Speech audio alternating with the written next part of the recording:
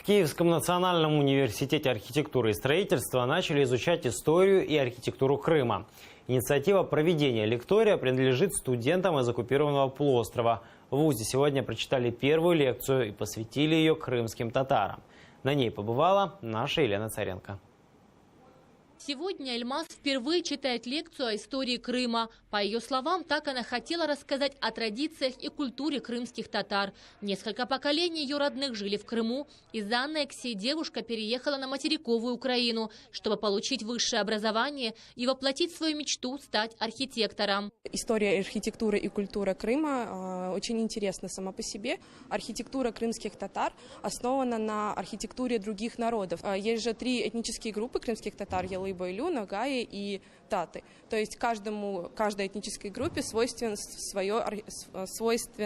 своя архитектура жилища. История Крыма, история моего народа, которая непосредственно связана сейчас и всегда будет связана с Крымом, не только как с территорией, с землей. Это история, это наша душа. А еще во время лекции показали крымские пейзажи. На полотнах Судак, Симферополь, Гурзуф. Александр рассказывает, несколько картин не успел завершить. Надеется продолжить свою серию работ в ближайшее время. А историю Крыма предлагают внести в общеобязательный курс університетської програми.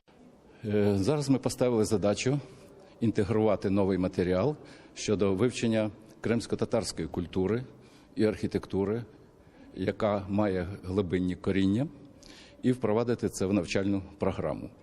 Підключилася методична комісія університету, наша комісія і, що важливо, студенти, особливо ті, які переїхали із Криму на продовження навчання на нашому факультеті. От цими загальними зусиллями ми розпочали серію лекцій щодо кримсько-татарської культури. У нас багато приїжджих кримських студентів і абітурієнтів вже були, в тому числі і з татарської національності. Тому